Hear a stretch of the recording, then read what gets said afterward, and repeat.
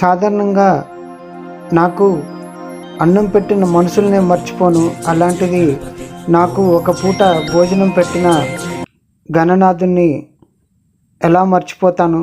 అందుకనే థ్యాంక్స్ చెప్పాలనే ఉద్దేశంతో ఈ వీడియోని చేయడం జరిగింది. గణనాథుడితో పాటు ఇంకొక కొంతమందికి నేను థ్యాంక్స్ చెప్పాలి. చెంగిచెర్లలో ఒక పని మీద నేను వెళ్ళడం జరిగింది. అక్కడ క్రాంతి కాలనీ రోడ్ నెంబర్ 1లో శ్రీ గణేష్ ఉత్సవ కమిటీ వాళ్ళు భోజనం ఏర్పాటు చేయడం జరిగింది. ఎంతో రుచికరమైన భోజనం అందించిన గణేష్ ఉత్సవ కమిటీ మెంబర్స్కి మరియు నాకు ఇంతటి అవకాశం కల్పించిన మా గణనాథుడికి నా యొక్క ప్రత్యేక ధన్యవాదాలు తెలియజేసుకుంటున్నాను. ఆ వినాయకుడితో పాటు మరి కొంతమందికి థ్యాంక్స్ చెప్పాలనే ఉద్దేశంతో ఈ వీడియో చేయడం జరుగుతుంది. వినాయక చవితి అనగానే మా కుటుంబ సభ్యులకు కానీ మా ఊరి వారికి కానీ తక్కువ గుర్తుకొచ్చే పేరు మా నాన్నగారు కీర్తిశేషులు శ్రీ కొండగొర్ల సమ్మయ్య గారు.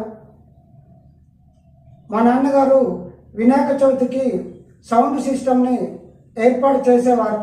అచ్చమైన తెలుగులో చెప్పాలంటే మైక్ సెట్ని పెట్టేవారు. అందరూ మా నాన్నగారిని మైక్ సెట్ సమ్మయ్య అనేవారు. అంతగా వారి మనసులో సుస్థిర స్థానం సంపాదించుకున్నారంటే అదంతా మా నాన్నగారి గొప్పతనం. నేను 6th to 10th స్టాండర్డ్ ఉన్నప్పుడు మా నాన్నగారు నాకు డైలీ సాయంత్రం నేను స్కూల్ నుంచి వెళ్ళగానే నాకు మా ఇంటి దగ్గర పులిహార రెడీగా ఉండేది. ఎంతో రుచికరమైన పులిహారను మాకు డైలీ పంపించిన కొంతమంది అమ్మలకు నేను ఈరోజు థ్యాంక్ యూ చెప్పాలి. స్పెషల్ థ్యాంక్స్ టు ప్రత్యేక ధన్యవాదాలు రాజులోల అమ్మలందరికీ. అంటే ప్రత్యేకంగా ఒకరి పేరు మనం మెన్షన్ చేయలేము.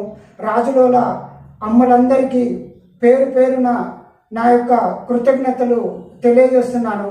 ఈ మంచి రోజు నేను ఒక విషయం మన వ్యూవర్స్ అందరికీ మరియు అందరికీ కూడా ఒక విజ్ఞప్తి చేస్తున్నాను.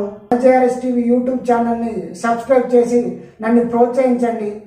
ఎంతోమంది మహానుభావులు మట్టిలో మాణిక్యాలను మన JRS TV యూట్యూబ్ ఛానల్ ద్వారా మీ అందరికీ పరిచయం చేస్తానని నేను ఈరోజు మీకు మాటిస్తున్నాను. ఎంతో గొప్ప గొప్ప కంటెంట్ ఉన్న వీడియోలని మన JRS TVలో అప్లోడ్ చేయాలని మేము సంకల్పించాము.